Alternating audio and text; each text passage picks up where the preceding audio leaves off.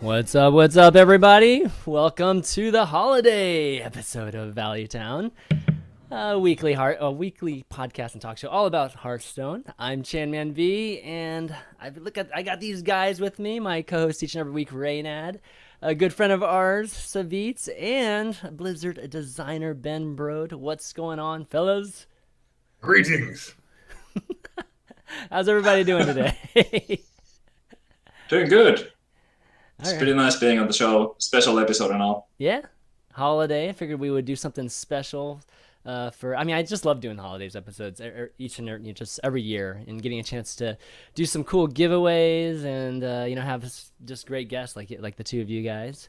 But what we got planned today, guys, we're gonna do a review of 2015. Lots of stuff happened this year. Just lots of new cards, lots of expansions. So we'll go over just some of our favorite things, and then of course we're going to be doing giveaways. We're going to be doing giveaways for the Value Town patrons because they've been such great supporters of the show, and we'll also do some swag packs for viewers. And I'm going to give some details as to how we're going to do them, I guess, as we're going. But I'll kick things off with just the first set of giveaways for the viewers. What we're going to do is we're going to be taking questions at the end of the show, viewer Q&A like we always do.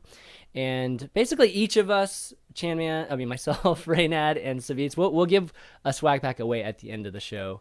And the way you do that is you hashtag ValueTown and go ahead and tweet me at ChanManV, and then hashtag ValueTown, and we'll pick our favorite questions, and those people will get these awesome swag packs, which I'm showing here right now. Oh, actually, that's a gift card. The swag pack right here.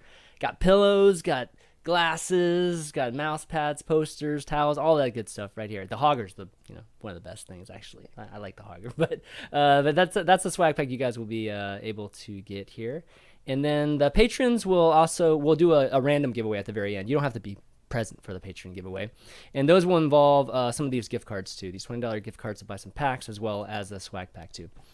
But all right, just to get some housekeeping done here, but 2015, guys, great year, right? I just wanted to kind of, just general overview on 2015. What do you guys think? Pretty amazing, I think. Yeah, really good. A lot of cool stuff. Look, a lot of cool events. Lots of awesome expansions, especially the latest one that I love so much, the League of Explorers. It's really like a nice ending to the year, I would say. And this is like the first full year of Hearthstone, right? We launched Hearthstone last year, early in the year. This is the first. Yeah, that's true. From January to December, first whole thing. Yeah, definitely. It was awesome. Like over 2014, or compared to 2014, like so many things changed, and it was just so much variety and cool events and stuff. So. Yeah, there were actually 3 releases, right? Or with Blackrock Mountain and the Grand Tournament, and then now obviously League of Explorers. Lots of cards and lots of designing going on there, Ben. So why don't we kick things off? with which ones were our favorite releases? And just jump in, whoever wants to jump in. Well, I think that's an easy question. Yeah, I think League of Explorers was by miles the best one. Yeah. The Grand Tournament had a lot of nice stuff in it, but it didn't end up being that impactful for ladder and the kind of stuff that I personally do. So for me, League of Explorers, because of all the cool new impactful cards for deck building in particular.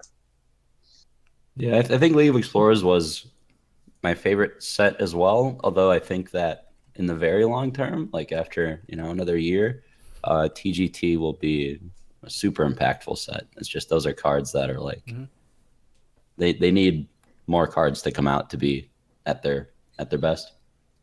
Yeah, for me the same thing. Yeah, same thing too. League of Explorers for me has just been. It's so funny because when we were at BlizzCon, man, I remember asking you, it's how's the new expansion going to be, and you're just really coy about it and not saying too much about it. And at the time, right, things were not not the greatest in terms of just Reddit and things like that, and just talking about the meta and things. And then it's been amazing. It's just the game is just so fresh again, and having an awesome time playing the game. I often feel like there's too many exciting decks. I don't have time to play them all. And every day someone sends a new deck, I'm like, oh, that sounds awesome. I want to try that. And I just don't have I'm already playing this other cool deck. I'm playing Battle Cry Shaman right now. It's super fun. Battle Cry Shaman. Okay, I haven't tried that one out yet. Fun. Yeah, it's been happening a lot to me as well. Like sometimes, like when we had less cards, when I was playing a lot and that stuff, it's like, okay, well, deck building is like a little bit more limited, but now we have so many cards. I want to play 3 decks at the same time. It's just impossible. Like with all that one-turn kill Murloc stuff, and that's just mind-blowing to me. Well, Ray, I know you're playing a bunch of crazy decks. I'm gonna go counter to what you guys have said. Actually, I think the Grand Tournament was the most fun for me, just because I really enjoyed taking this World of Warcraft theme, the Argent Tournament, and turning it into something that's very Hearthstone feeling. We had done this kind of thing before with Next Rhombus making it feel more Hearthstone-y, but we did the biggest transformation I think on the tone of the Argent Tournament, which was allow this kind of dire thing where hey, we have to get together and stop the Lich King before we all die. Let's get the best people to go in there and kill him. And then we took it and made it like a bright, happy, fun event. And I loved that. I thought it was awesome. And it was, you say it wasn't that impactful. There's actually a lot of cards that get played from Grand Tournament. A lot of them are class cards. You just don't see them as often as you see like Shredder or Boom or those kinds of things. But it made an impact. Yeah, and like Reynad mentioned a little bit earlier, maybe some of the cards that don't get played from the Grand Tournament just yet will be played later when there's more cards to synergize with them. I think we saw that a lot with Blackrock Mountain in particular, whereas when Blackrock Mountain came out, a lot of the cards were like, I don't want to play this. But then when Grand Tournament got introduced, the Dragon decks, the Dragon theme from the Blackrock Mountain really came alive with some of the additions from that. So like it's just like a little bit more help from future cards, and boom, it's like it's really cool that it's there. Yeah. I mean, the Inspire mechanic too. I think you'll probably be adding some more to that mechanic, which will, I think, have people. I mean, at least have it be more impactful than it has been so far. But my favorite mechanic, like from League of Explorers, has definitely the Discover mechanic. I think has really changed. I think a lot of my outlook on a lot of the just RNG just aspects to it, and cards like Museum Curator and the Peddler, I think, have been awesome. Just decision making, just forks that occur during games, which has been really, really awesome. So that's been the main thing for me, at least, with League of Explorers. I love. People often have a pretty negative response to randomness, but the truth is, I think Hearthstone's more fun when every game feels a little bit different, and it feels probably the worst when you feel like you didn't have any control over winning the game. Exactly. But in the case of Discover, like every game feels a little bit different because you don't know what you're going to discover off that Jeweled Scarab or whatever. But it takes an incredible amount of skill to like figure out what the right card is and how do you play this card in this new situation. So the combination of every game feels different, and so it's fresh every time. Plus, there's tons of skill. It's a really perfect mishmash of those two things. Yeah, I agree. It's my personal favorite mechanic in the entire game. There's so many different outcomes, like you said. Another thing, also in comparison to maybe the Inspire cards that got introduced in the Grand Tournament, which I think Inspire is actually a cool mechanic. But I think the stat lines on the Discover cards are a little bit like stronger in general than it might have been on the Inspire cards. Like maybe like if there's Inspire cards in the future, if they have a tiny bit more stats, I think Inspire is another really cool mechanic that will be played more, maybe even in competitive. Yeah. Okay. Okay. So we got a little bit of a League of Explorers and TGT there for favorite release. Let's talk about the most impactful card of 2015. Let's get some candidates here. Anyone want to throw in some? Shredder? Okay. Or was Shredder 2014? Shredder was 2014. Well, it came out in 2014, but it has been impactful for all of the yeah. I mean, boom. I mean, it's like we can throw in the obvious. The ones that have been impactful forever. But cards that are introduced in 2015. How about that? Okay. I'll throw one out there. Patron, right? Patron. I was going to say Patron or Warsong Commander. Warsong Commander, obviously the big nerf. It impacted more than just the game. It impacted the brain space of Hearthstone. Yeah, definitely. Yeah, I think probably gave you some heartburn too. that card, that changing of the card. Yeah, like during the past few months, I think that's the call. But I'm gonna take a tiny bit different route here, and I'm gonna say Emperor Torisan, because I think that even in the future, right now and in the future, it's enabling a lot of strategies that wouldn't otherwise work. Like for example, the Malgus Warlock and that type, like a lot of combo decks. So I actually think that I would put Temper of Horizon up there at least. I think it's one of the strongest and one of the like most impactful ones. Just what it does to decks that use strategies where you use a combination of cards. Yeah, definitely those two I think would be the top two. The League of Explorer cards, I feel like there are some too. It's just we haven't gotten a chance to see them, in the events and just really just see them in the meta for a long period of time. But what do you think about the Reno Jacksons and the any of the new the cards that were released even this past week? Any of those you see having a long-standing effect, Ray? So I've only gotten to play with them yesterday. Mm-hmm. I was out of the country till yesterday, but I managed to stream with them a bit. I think a lot of them will. Like the Rogue 4-drop's really good. I think Elise actually has like potential long term. I don't know if it's competitive. How many times have y'all gotten monkeyed? I mean, like so far, how many times have you gotten monkeyed on ladder? Every game I play it, but with the deck that I built, but it's I didn't realize how late you get monkey. Yeah. I mean, it's a long conversation for another day. Like it was like surprising how few legendaries you got out of it. And then there's there's a lot of cards that'll see. I would have to see the list in front of me basically, but the latest wing definitely had more than a couple cards that could be really good long term. Mm-hmm. Yeah. This is a terrible strategy, but I've been running main deck Hungry Crab.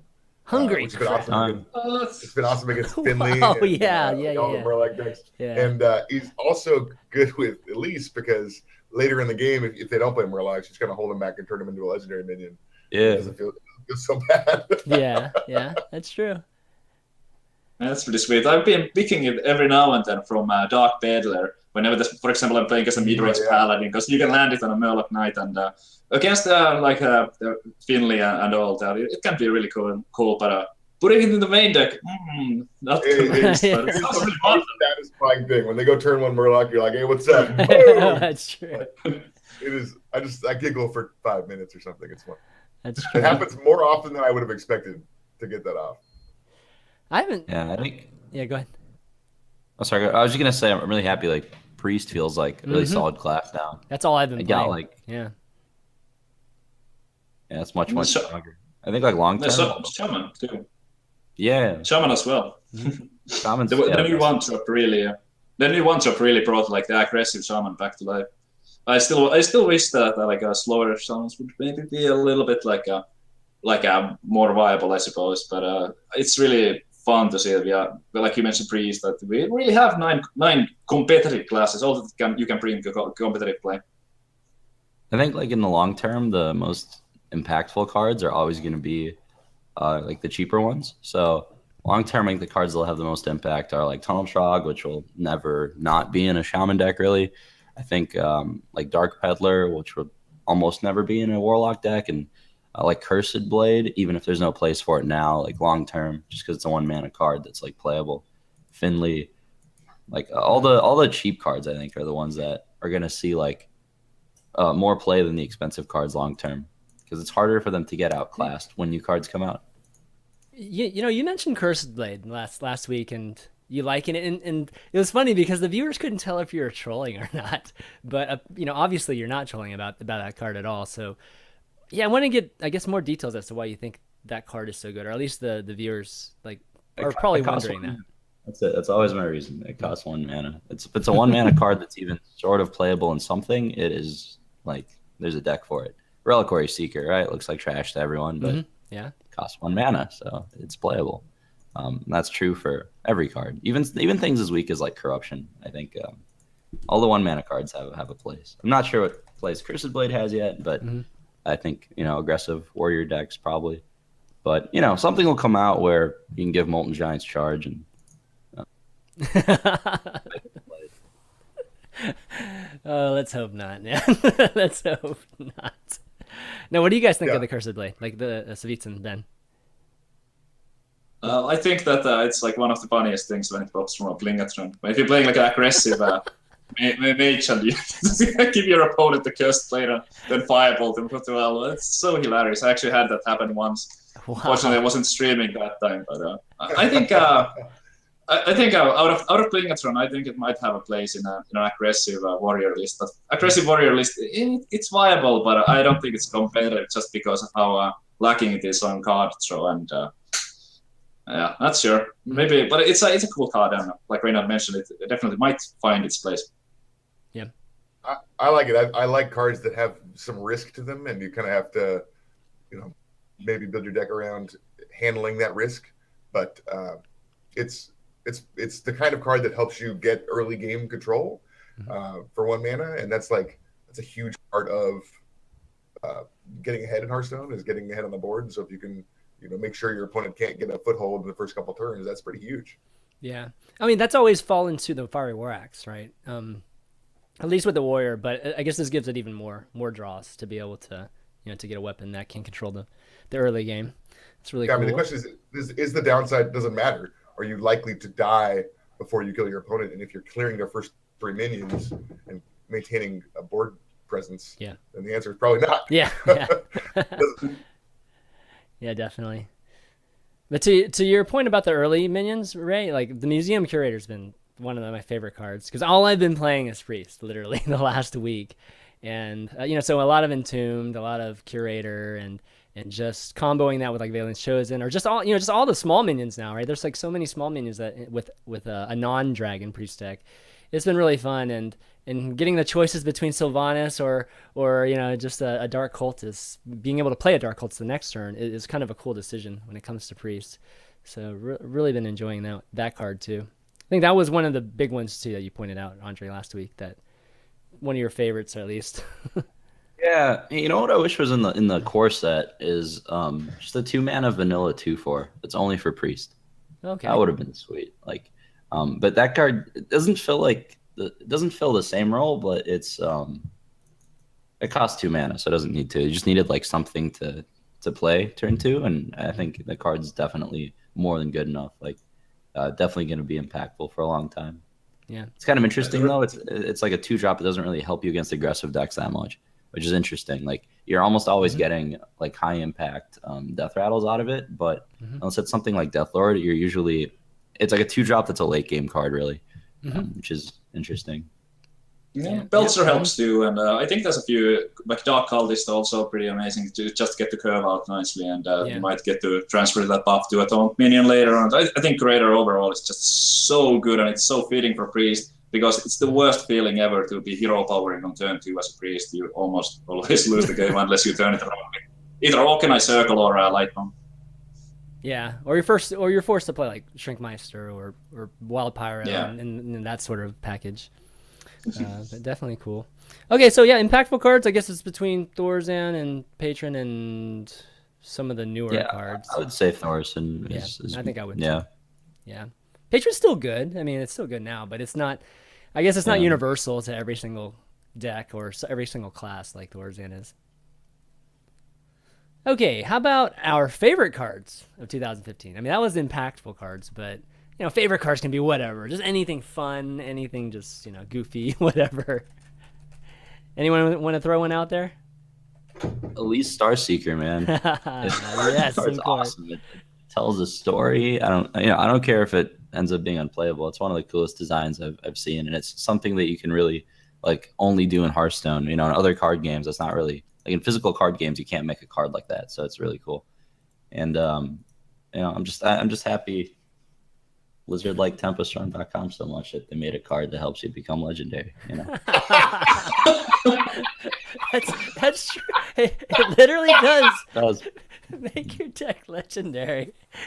That is true. I collect royalties every time someone crafts it, a golden one. Wow.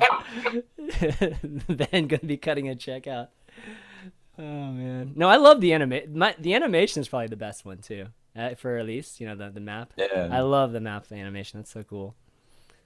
I like Braun too. You guys definitely outdid yourselves with the come into play animations on legendaries this time around. It was really cool. Tarzan one. It's definitely cool. Favorite card, Ben? I've been enjoying Bran a lot, but I think actually the card I've been enjoying most recently is Explorer's Hat. Really? Wow. Okay. Wow. All right. Yeah, super fun. I have a really ridiculous Hattle Rattle deck that tries to stack many hats, with Rivendare and other copy Wow. cards Okay. like that. That sounds interesting. My end game is just A bunch of hats. Darkbane, and then hat. It's great. Oh, it's really cool. Oh my gosh. Yeah. Totally. Freaking missile firing, firing missiles everywhere, right? Or firing those fireballs or whatever. Yeah, dude. Savjz?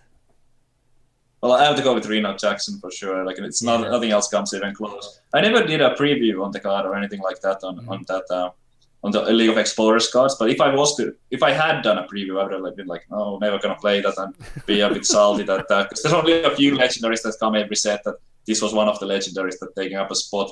But after like all the deck building, I have had so much fun with Warlock decks, just building so many different variations of the Reno Warlock that it's like by miles my favorite card. And in the future, it's always going to be there. It's a legendary card, so you can't really rely on drawing it that early on. So I don't think it's going to be a problem anyhow. It's just like Reynad Jackson. It's an amazing design. I think it's brilliant and it's really cool to have in the game.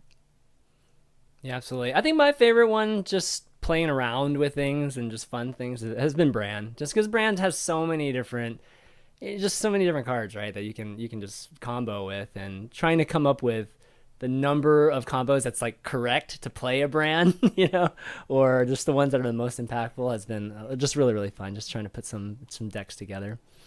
But lots to choose from, though. I mean, Reno is up there too for me. Okay, so let's see. Next category is viable decks that surprised us in 2015. And so from a, it's kind of interesting because from a designer standpoint, Ben, do you guys ever have like a deck in mind? Like at least I know when you're designing cards, you don't really think about decks, but when you finally do design a card, I mean, I know some of the team has to be, have some decks in mind. Have there been decks that just, well, I mean, I guess first off, have there been, I mean, we should talk about the decks that surprise us, but I guess a follow-up question would be just decks that you haven't seen yet, or you're just surprised that hasn't arisen yet. Yeah, I mean, you're saying like how different is the live meta versus our internal meta? Yeah, there you go. I mean, I guess it's a good way to. Yeah, it's a good way to. I mean, it's always very surprising. We it's possible to match the creativity and the testing and the tuning of such a huge group of talented players, and we have balance designers in house that are playing all day, but it's just the scope of attention cards get internally versus externally is totally different. So we have to kind of use tricks to test the boundaries. Like what's the fastest deck, and how does that feel? What's the slowest deck? How does that feel? And we have some archetypes that we're testing. But I think Lock and Load we figured would be better than it's turned out to be. That was a card that we were pretty sure was going to be. Which it can still be good. I think that card will be good later. Yeah, it's just a matter of like a year from now. Yeah. And decks that surprised us. A lot of decks are like we just kind of put the tools out and then we see what. I don't know how many were totally surprising, but we kind of make some cards and say, maybe there'll be some decks here. We do think a little bit about what kind of decks we want to inspire, like Beast Druid. That's a deck we want to kind of be trending towards, I guess I would say. Right. And so we put some cards in there to encourage that type of thing. And so it wouldn't surprise us if a Beast Druid deck came out viable eventually, but I don't know. It's always surprising which of the seeds that we lay sprout and becomes the best deck or whatever. Yeah. Anyone in particular this year that just like, wow, okay, we didn't expect that one to actually be played in competitive play? Probably Secret Paladin is the one that was the most surprising. Okay. Yeah. Okay. We made a series challenger, right? Like it wasn't like we were trying to make a secret deck happen. Yeah. But it was better than maybe we expected. Mm-hmm.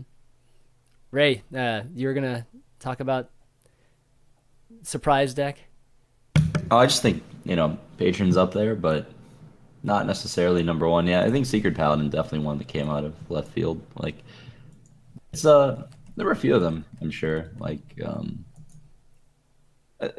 decks, I guess, that didn't catch on like that much, although I think they were pretty surprising. Or like like Token Zoo. I didn't really expect that to be a thing. Like,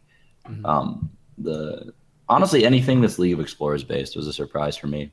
They kind of spoiled the cards in the middle of BlizzCon, and I didn't really get a chance to like look at them before they came out. And then I'm like, oh cool, there's this like Reliquary Secret card. I didn't know this was a thing. So a lot of the LOE stuff was surprising, but probably just like Patron was the most. Yeah, I think Patron was officially 2015, right? I mean, yeah, it was, right? Because BRM, right? Yeah. Savjz, how about you? Yeah. Well, a lot has been mentioned here already, and I definitely agree with the Secret Paladin thing, because I thought that it would have been way more punishing to put those bad secrets in the deck, and it wouldn't work out as well as it did. But let's take a little bit different path, and I'm going to mention a deck that might not be competitively viable, but it's like so close to being a thing, which is Dreadsteed Warlock. I actually hit Legend with it some months ago, and I don't think it's as bad as it was. When I saw the card the first time around, I was like, 4 mana, 1/1. Are you kidding me? Like, what? I thought that would be like the worst card in the entire game. But it's actually like somewhat playable. It's not competitive. It probably never will be. But if you're a casual player and you have like decent mechanics, I think it's somewhat viable, at least close to Legend, if you're playing the deck well. Yeah, it's kind of got that Paladin Muster Quartermaster kind of finish feel to it too. When you get the Mal'Ganis like on the board and things like that, which is kind of cool. Yeah, like just getting like 5 Dreadsteeds on the board with Baron Riven there. It's so ridiculous. It's just like, when you're trying to fill your opponent's board with Dreadsteeds, that's when the strategy gets pretty interesting. Yeah, the original design for Dreadsteed actually had it summon 2 Dreadsteeds when it died, so you would very quickly fill your board with 1/1s that you couldn't get rid of. Kind of like it's good, but it's also bad. You're like, I can't play any more minions this game. Yeah. So, but that was how we eventually toned it down.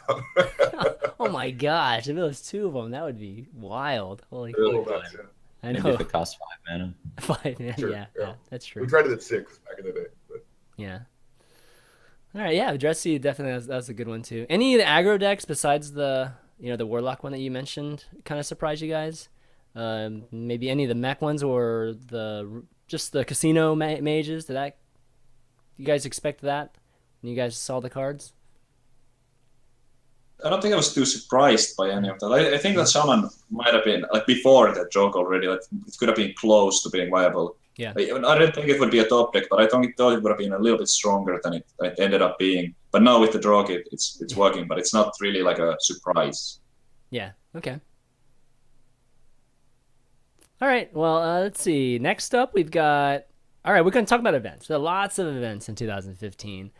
Maybe more than any other year. 2014 particularly.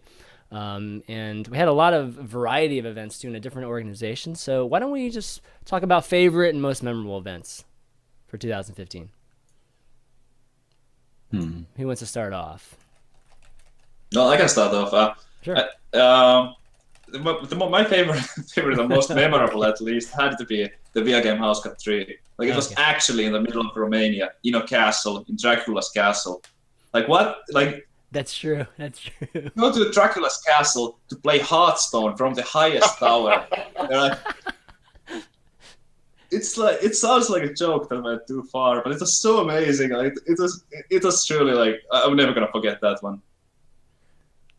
Yeah, I mean, it's tough to beat BlizzCon too. Like that was really an awesome event. Like, there were a lot of them. There's just so many like absurd places to play Hearthstone that you wouldn't expect. Like we had some events in China, which was cool. Just a lot of stuff in Europe. I think North America ended up having some lands too, like things like ESL and stuff. They're a bit more mainstream tournaments, but still cool. For me, it was BlizzCon. Yeah. BlizzCon is amazing. If you've never been to BlizzCon, it's hard to describe really. It's like a totally different thing. It's moody and all kinds of stuff to do. I don't know if you guys got to see the upstairs tavern this year. Yeah. Awesome. It was. I dropped by really briefly though. I wish I would have gotten a chance to hang out a little bit more in there, but definitely did a great job there. It's just the craziest thing. BlizzCon's amazing. Yeah, same with me. BlizzCon. I didn't actually get to go last year, so this was like the first time for me to see the stage too. So I was, Oh wow. yeah. So that was even more impressive for me, and obviously seeing everybody. So my first event back, since I kind of came back doing just the content again. So it was especially good for me. But I'll throw one at least online, just an online event, since there's a lot of online events too. I enjoyed the challenge stones this year.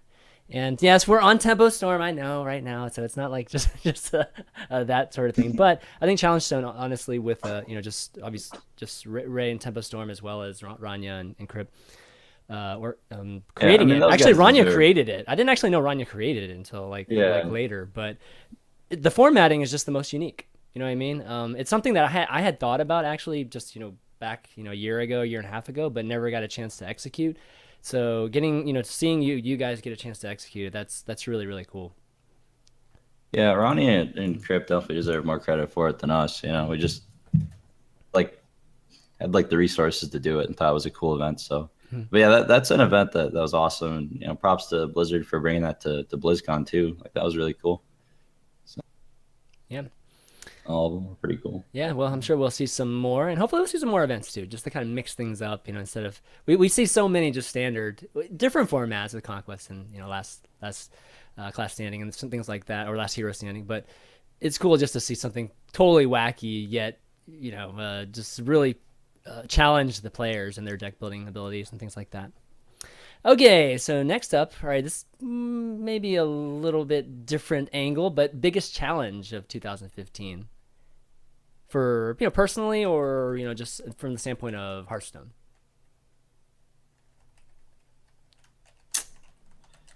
Biggest challenge of 2015. Hmm. I don't know. I'll go first. I'll go first. So, to me, the biggest challenge of 2015 was dealing with the fact that the team has been growing insanely. Shipped Hearthstone, we had something like, we're in open beta, I think we had 15 people on the Hearthstone team. Now we have 50 people on the Hearthstone. Wow. Okay. And so we want to keep making awesome content. We want to keep releasing great sets. And we had to staff up to kind of support that and keep working on the awesome features that we wanted to work on, spectator mode, phones, rank rewards, all that stuff. And so it's been challenging, but actually on the bright side, it's been awesome. We managed to hire awesome people. The team culture remains for the most part intact. And so this vibe that really helped 15 people bring Hearthstone to life now kind of still exists as we move into this new phase of continuing to make Hearthstone awesome over time. So that's been the most challenging thing, but I think we're doing a great job at it. Yeah, definitely agree. Savjz, Reynad? You mean for me personally, or for Hearthstone in general? Either personally or Hearthstone. Yeah, for Hearthstone in general, I think just winning BlizzCon was one of the hardest things, right? Huge qualifier process and just lots of it's just such a grind and so many. It could have gone wrong at so many stages. So huge props to Skaka for taking that down. Mm-hmm.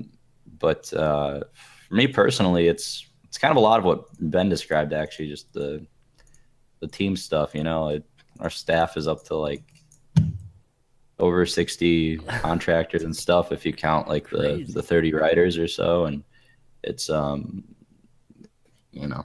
you're bigger than the Blizzard Hearthstone team, is what you're saying. Is that what you're saying?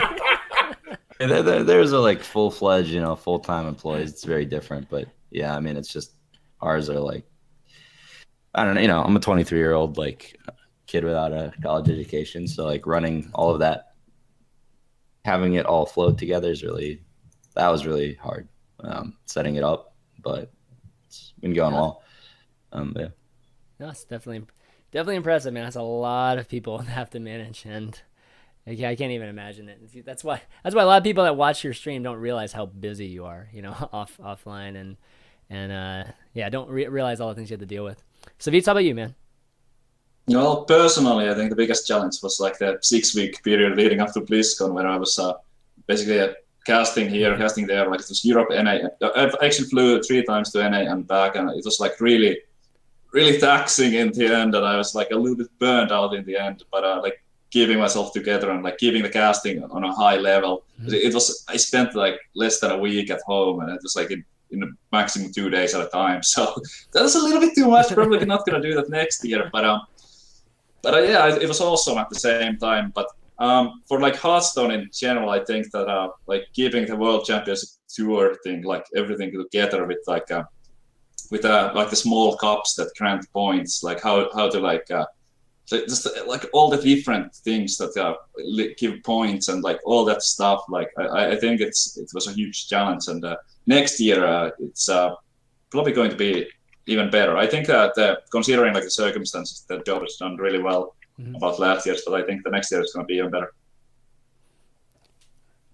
Okay, great. That's definitely that's going to happen every year, dude. September, October, leading into BlizzCon is busy every single year. So, yeah, it'll be interesting to see how if you're able to manage it a little bit better, because I'm sure you'll be asked to cast everything again, Savjz, for sure. I hope we'll see. Yeah, there's a lot of great casters. So I'm not offended if somebody else is picked over me, because it's like there's a lot of great talent.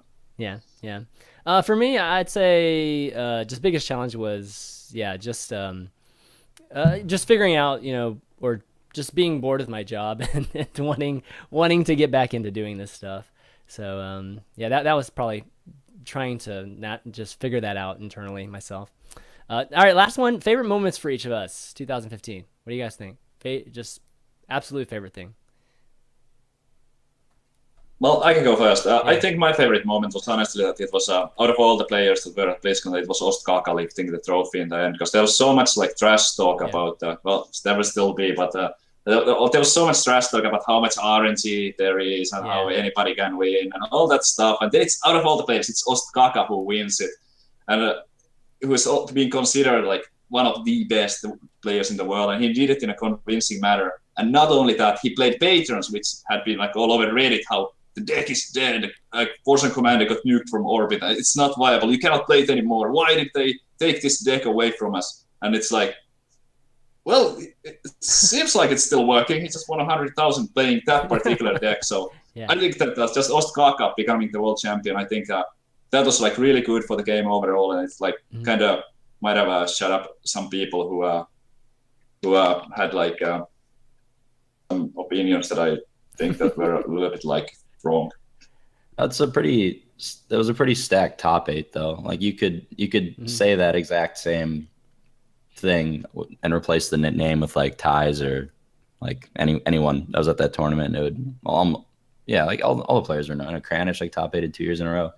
I think like anyone in that top 8 definitely like deserved the win. But yeah, it's cool that Ostkaka won. He was definitely my favorite for the tournament. They I don't know, it was cool. It was definitely one of the coolest moments of the year for sure. Like I was really happy with how all of BlizzCon happened, really, like the whole tournament, like the structure, the stage, the presentation, all of it was super well done. So it was definitely one of the coolest moments of the year. I have two moments that were really awesome for me. One of them was sitting in the audience at BlizzCon watching Dodds announce League of Explorers and then pulling the cool, next this year, next month, 6 days from now. Like that was amazing. It was something that we were very excited to kind of see if it went off well, and it was pretty exciting to see people, bite on the first joke and then get in with the second one. So that was awesome. That was super super cool. The other thing that was awesome for me this year was Crip made that video about bad cards, and I was like, man, I feel like I should. I feel like I could respond better in person than writing something. Like just like the emotion and the different, like hearing someone talk than reading their text. And so when I made a video, like I watched this video when I got home from work, and I made a video at home on my computer. You see my bed in the background, like just wanting to like get my thoughts down. And then like I took it to work the next day and I said, hey, I feel like we could this type of communication is better than what we've been doing. And the PR team here and the leads on Hearthstone were like, yeah, let's just put out the video. Sure, let's see what happens. And it was I think a pretty big paradigm shift from the way that we've handled communication in the past. And it works pretty well. And so like it launched this whole new way of communicating, which I think is better. And then also like I had lunch with Frodan, I don't know, months ago now. And I had a really great time. Frodan's fucking awesome. Sorry, I don't know if I'm allowed to swear on Value Town. No, but he actually, we had a good conversation. He mentioned some things which I didn't realize where he had some misconceptions about the way Blizzard works and the way that some of the decisions we made in the past. And just talking to him in person really cleared up some stuff, I think, and also helped me realize how important it is to talk to like all you guys, like just to get to know you guys better and chat about, because you guys know like you're like the authorities on Hearthstone, really almost more than we are. And so just kind of keeping the connection there and getting your thoughts on what's working, what's not working. I think that's something that was awesome about this year and that I really enjoyed. Yeah, awesome. I'll just close things off with, I got probably two too. The TICE, I think the semifinals and the BlizzCon, I think were a huge highlight for me. I mean, the TICE and Osaka series was amazing. Like I had an interview with I think Dean, like leading up to that, and we had like an hour and a half or something for the 2 hours for the semifinals, and the semifinals ended up taking over 2 hours. So, but that semifinals was awesome, and the one even with Hot Form, just the crowd just cheering for Hot Form was pretty amazing too, and just that whole aspect. So that was definitely a highlight. And then second highlight was bringing back just the show. I mean, just I wasn't planning on necessarily bringing them back full time, but just doing the first one and just everybody receiving Value Town and everything, I think that was a moment for sure this year that was pretty impactful for me and probably one of my favorites. Okay, well, that's going to be it for reviewing 2015. I think it was a great year. And 2016, I think it's going to be pretty exciting for Hearthstone. And can't wait to see what you definitely have planned for us, Ben. But I definitely wanted to do a deck building segment with you, Ben, because, I figured this should be a good time. And great. Yeah. So I wanted to do the segment where I choose a very unusual card, and then we try to build a deck around it. So today we're going to be building around the Warlock card, Dark Bargain, since we never see that card anywhere. So why not try to build a deck around it, right? So let's get in the game here, and I'm Googling the mana cost right now. It's 6 mana. 6 mana for Dark Bargain. All right, so we'll start off with it. I guess we got to start with 2 of them, right? I mean, if we're going to do a Dark Bargain deck, I think we got to go full out for 2 of them. Yeah. Okay, yeah, so this will be a collaborative thing, guys. And the whole point is to come up with some deck, have you guys, the viewers, try it out, and let us know how you guys do. If we can come up with a legend deck, this will be impressive, I think. So, all right, who's got some ideas? I think. Okay, you can go ahead. Sorry. I think that we should kind of like max out make it an aggressive deck where Dark Bargain is the last card that we cast, so we don't necessarily actually discard those cards. So I would lean towards an aggressive deck. Okay. Yep. That's an idea. The one time I tried it, I basically built a zoo deck with like a tiny Knight of Evil and all that kind of stuff. Succubus, all of that. Just went all in on the discard mechanic with all the cards that we currently had for it. And it kind of worked. I mean, it won a few games. I think, but yeah, you want like Doomguard. I would recommend like Succubus, Tiny Knight, Fist of Jiraxis, of course, all that kind of stuff. But you could also play like more of a mid-range approach and try to use it as a big tempo swing. Mm-hmm. All right, Ben, any ideas? Yeah, it feels like it doesn't work great in a control deck, because in a control deck you really want to like match up your threats with theirs and get better card value than they're getting, and it's not value. You're trading 3 of your cards for 2 of theirs. So if you can avoid that downside or use that downside to buff up your Tiny Knights or discard your Fist of Jiraxis damage, that feels like the aggressive or mid-range approach feels a lot better. Mm-hmm. Okay. All right, so what do we start with, guys? I think with those, like Fist of Jiraxis and the Tiny Knights Veil, because if there's a time to play those cards, it has to be this. All right, so Tiny Knight. Whoop. Wait, which one is it? All right, so I got the Fist of Jiraxis, and then Tiny Knight of Evil. Oh yeah. Two drop. Yeah. Just flip through the Warlock cards. You're gonna play like a lot of them. Yeah, Tiny Knight of Evil. Here we go. All right, so 2 of them here. Okay. All right, so it's 2 Tiny Knights, 2 Fists of Draxus, 2 Dark Bargains. And Succubus, you said? Succubus sound good? Yeah. Yeah. All right, 2 Succubus. All right, up to 8 cards now. All right, so you've got some demons in your deck. Yeah. Combo that I think is awesome is Mistress of Pain and Demon Heart. Okay, yeah, that sound good to you, Demon Heart guys? is the better. Sure. Games. All right, so 2 It's Mistress like of 5 mana Pain. plus 5/5. Yeah, no, And that's definitely if you're good. going up against another aggressive deck and you play Mistress of Pain and they're like, well, I'll just go face. You play Demon Heart of that thing and then hit for 6 and heal for 6. It's like game over. Yeah. That's true. That's definitely true. All right, so 2 Demon Hearts, 2 Mistress of Pains. Oh, I think I only have. I only have 1. We should play Peddlers and Imp Gang Bosses. These cards are Okay. broken. Okay, let's see, Peddler. Craft some cards there, ChanManV. I might have to craft another Demon Heart. I actually don't have another one. All right, so You can play one. You can play one. Ben saw the 1 Demon Heart. He just he just wants me to spend my dust, is what he wants, But man. that, Yeah. All right, Dark Peddler and what was it, Ray? Gang Boss. Oh, Imp Gang Boss. Yeah. I cannot play Imp Gang Bosses. Okay, there we go. All right, so okay, that's a pretty good start there. Any 1-drops like? Yeah. I was just about to say that we definitely, because it's an aggressive deck, we have to make sure to start the game on turn 1. So I think that with the heal from those Mistress of Pains, we can definitely play some Flame Imps. Yeah, I think so. All right, couple Flame Imps here. Any Void Callers or no? I think so. Void Walker, sorry. Void Caller. Okay, Void Caller. Exactly.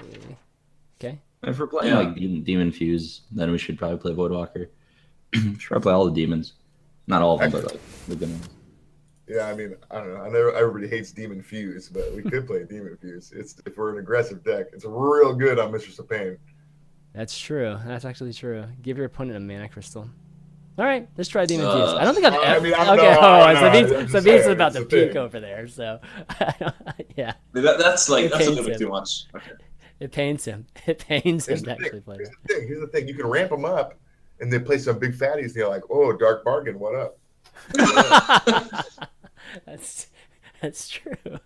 That's true. Oh no. Demon Demon Fuse. If you didn't want to play Demon Fuse, you could play. You can play Demon Fire, right? It's not much of a. Right, yeah. It's not much worse. Play 1. But what? We don't have to. We don't have to. I'm trying. It's just not very good. You see, Dark Bomb Sun might be. Yeah, a Dark thing, Bomb. I'm not Dark sure. Bomb. What do you guys think of Dark Bomb? Dark Bomb's pretty. Although the deck might like this type of deck might prefer to play its own minions instead of killing opponents' minions. So I'm not sure if we want those necessarily, but I still think it's Dark Bomb is better than Demon Fire in most cases. I'd play Soulfire over Dark Bomb. Oh, Soulfire is. Oh yeah, interesting that's pick. true. That makes sense. At least 1. I'm not sure if you want 2, but 1 might be. I mean, if we're playing Tiny Knight of Evil, just play all discard cards, you know? 2 Doomguard, 2 Soulfire. Okay. Let's Yeah, do it. we have the fists too. The Fist of Jaraxxus are there as well. So. Yeah. All right. So we'll do. That's all. Try those in. All right. We'll do 2 Doomguards, 2 Soulfires. It's some anti-synergy with Void Collar, but it's okay because Void Collar is just so strong if your deck has this many demons that even if you're top decking, you're going to get one. Okay. Let's see. Any implosions or anything like that? Yeah. Yeah, Implosion, I think so. Mal'Ganis.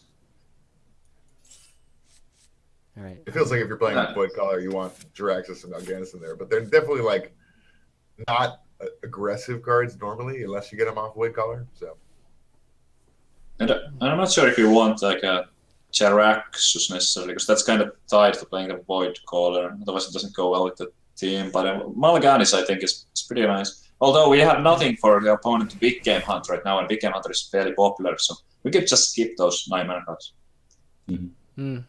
Okay. All All right, so with implosion, 2 implosion. Are we talking about 2 implosions or 1? If we're playing Demon Fuse and Demon Heart, they'll probably get some big game hunter targets, unless you're careful. Yeah, we're really careful. Well, how can you be careful? Demon Heart on anything is, except for maybe imps and Mistress of Pain. Mistress of Pain. That's about all you got. That's like the only target you got to stay out of it. Do we feel like playing neutral cards? Sure. Yeah. Why not? Yeah. Jugglers. Jugglers. Yeah. Right. I mean, knife jugglers sound logical here. Actually, I don't think Juggler's that good in this deck. Oh, really? Okay. Why? There's no haunted creeper, and there's a lot of 2-drops already. So it's like awkward to find a good turn for it. I think the cards that would be better to play are like Defender of Argus or like a Nerubian Egg Power Overwhelming combo, or there's a lot of choices. Juggler's definitely not bad. I just don't know if we need like another 2-mana card.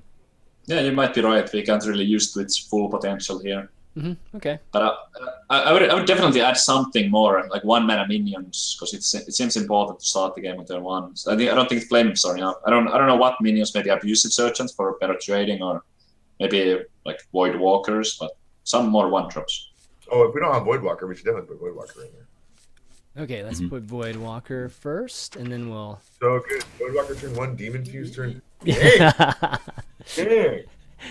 He's still making that play for the Demon Fuse, man. We still got slots open.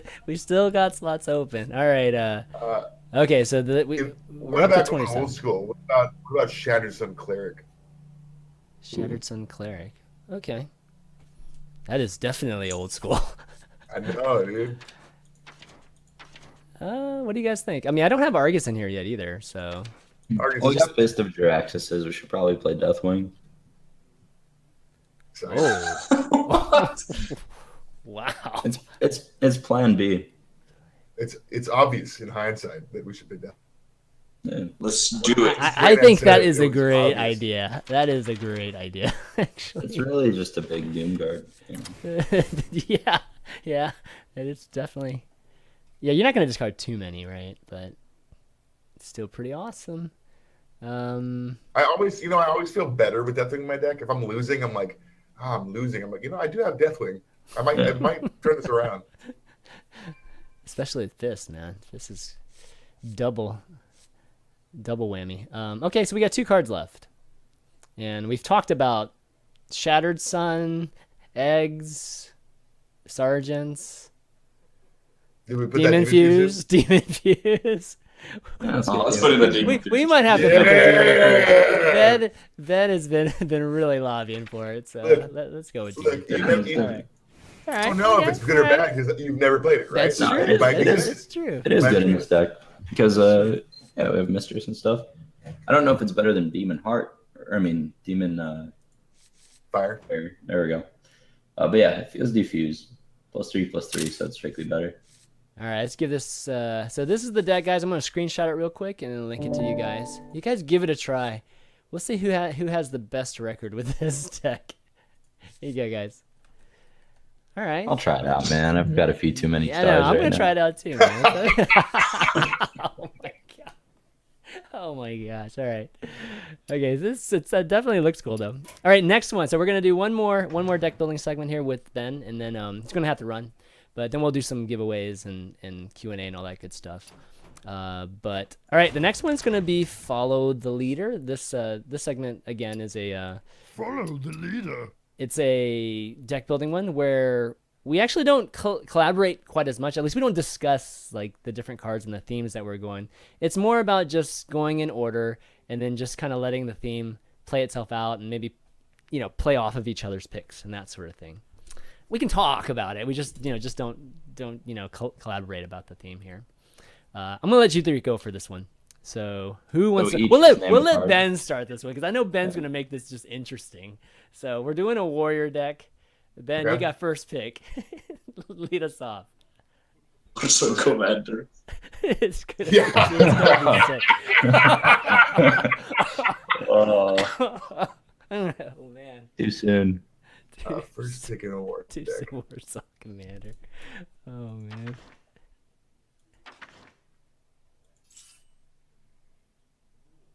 I'm open right now. I remember. Let's I'll play it safe. Whoa, okay. We'll put Dr. Boom. We'll put Dr. Boom in. Doctor. Oh wow. Okay, that's I'm passing the safe. buck. That's very safe. That's very safe. All right, Ray. How about you go? Who's gonna take the Commanding reins? shout. Which one? Commanding shout. Commanding shout. All right, commanding shout. Here we go. Yeah, commanding shout right here. All right, commanding shout. We got one commanding shout now. Savjz? I'm gonna go with Battle Rage. Okay, all right. Wait. Makes sense. Bouncing Blade. Oh yeah, here we go. Nice. Yes. Oh, sorry, ChanMan. Are you choosing cards also? Yes. Okay, sorry. I skipped your turn. Oh no. I'm gonna let you guys go. The three of you guys do this Okay. one. Yeah. Okay, Okay, bouncing blade. So we have 30. Reno. So we have a 10. Reno. Here we go. All right. All right. We got Reno here. Oh my gosh, this deck looks crazy already. All right. So Yeah, let's go. Let's go Axe Flinger. all right. It's 5-drop, right? Oops. Gurubashi Berserker. Hold on. Let me find Axe Flinger. It's a 5-drop, right? 4. 4-drop. 4-drop. Yeah, 4-drop. Axe Flinger. All right, and you picked Girabashi? Yeah. Oh man, that is. You gotta stop sorting by cost, man. Do all costs if you're gonna type the name. Oh yeah, that's true. Yeah, I don't want to do that. Giru. No, Berserker, right? Oh, where is it? Oh, Berserker. Spelling is hard. I can't see your monitor, so I just have to remember every card that you type. Yeah. Oh, really? You can tell the stream. Let's see. Okay, so we're up to 7 cards. Who's next? Ray, I think you're next, right? Maybe. All right.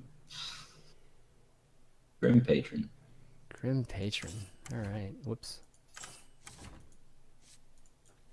All right. Savjz. Let's do an easy one. Acolyte of Pain. All right. Card draw is always good. Man, that Bouncing Blade is going to be sick. Ben? D Reaver. Reaver. Yes. Nice. Yes. What does the even do? I don't remember. Wait. Make a guess, Savjz. What do you think it does before you look? Something like when it's drawn, deal 1 damage to minions, 6 mana. No, I don't remember the stats. That's what it is. When you draw it, you deal 1 damage to your minions. I would not have remembered the stat line though. Right? Rule Taskmaster. I'm doing an easy one. Okay. Straight. How many Enrage-based cards are in the game? It's gotta be a good amount. Probably enough to make a Reno deck. Yeah, I mean, what is it? There's still a few more. Worgen, Gromish. Yeah, those are good ones. Let's put the Grom in. Berserker. Okay, Grom. Okay. Oops. All right, Ben. Whirlwind. All right.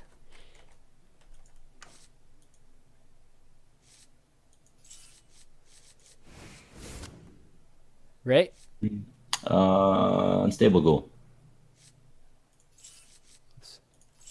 All right, unstable.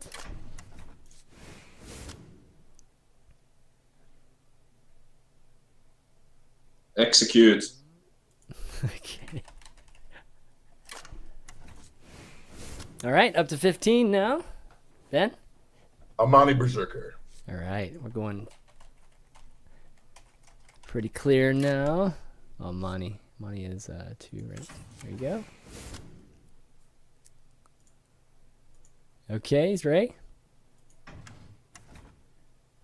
Do we have Enrage yet? Nope. Do that. What we also don't have just yet is weapons, so let's put a Death Spite in. Oh, it sounds Good good. card. No weapons yet, so that's the first one. What's the 1-mana 1/3 enraged +1 attack mech? Oh yeah, boy. the Warbot. Yeah, Warbot. Warbot. Here we go. Is there something that like rewards you for Enrage besides Battle Rage?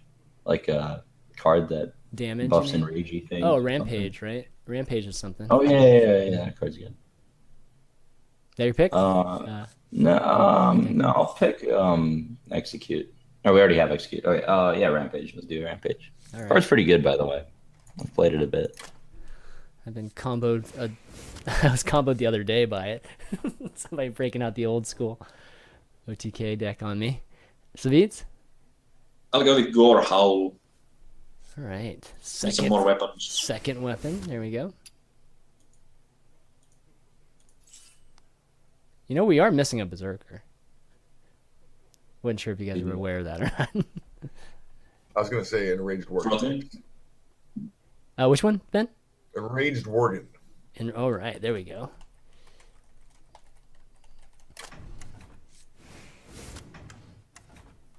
Okay, Ray?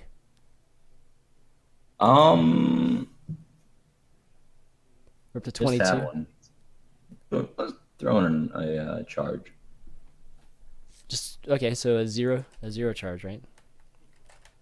The spell charge. I mean, Yeah. Oh, sorry, yeah. that's one, right? Used to cost 0. Yeah, used to cost 0. Those days, man. That was a good time. What were we thinking? That's 2, right? Wait, where is it? Shoot. Oh, there it is. It's 3. Oh my gosh! Like I totally forgot it went up that high. Okay, so 23. Savjz? This deck is not looking good even for Arena, but let's try to salvage it a little bit. Let's go with Fire Warnix. All right. You're just the weapons guy. You're the guy adding. Yeah, all the I mean weapons, somebody has to add those. They're way too good. Okay, Ben.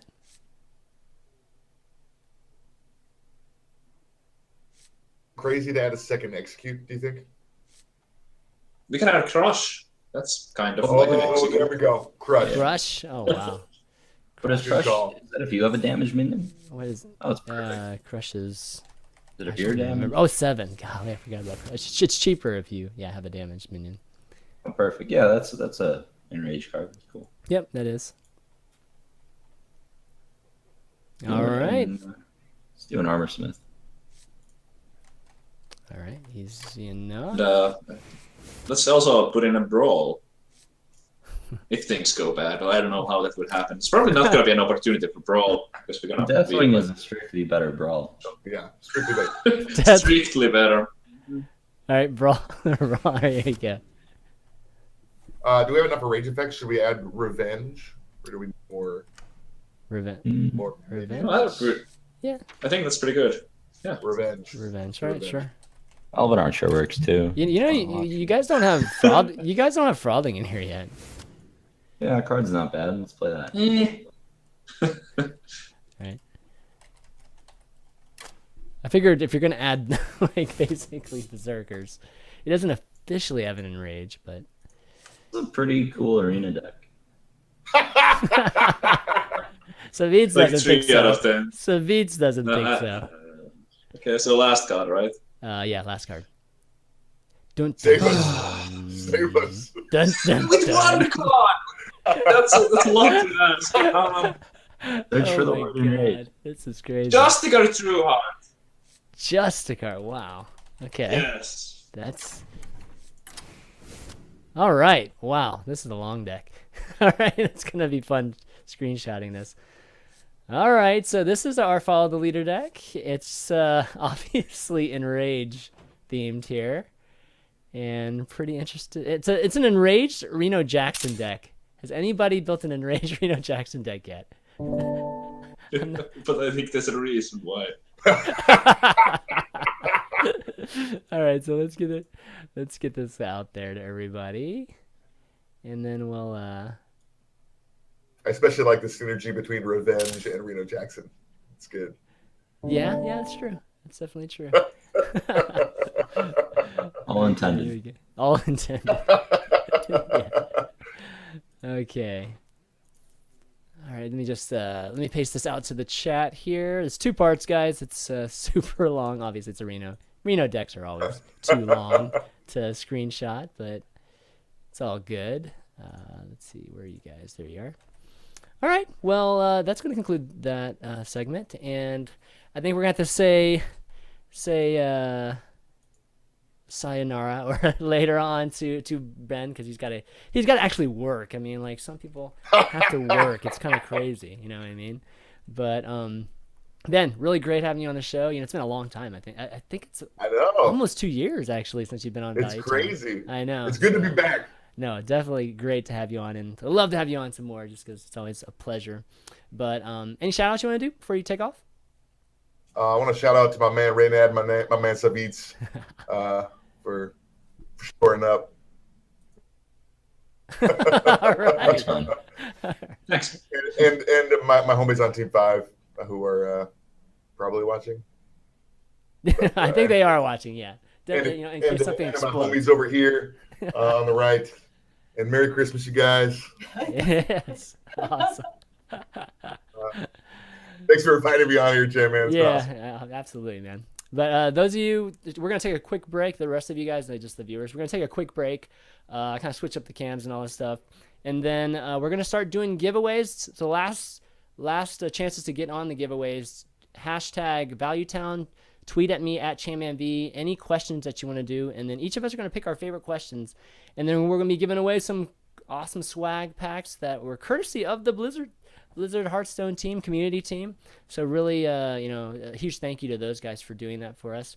And then I'm going to do some Patreon only giveaways too, with some gift cards here too, and one of the swag packs too. So last chance to get in on that too with Patreon. So patreon.com/ValueTown. But we'll be back in probably a couple minutes here. See you soon. Merry Christmas.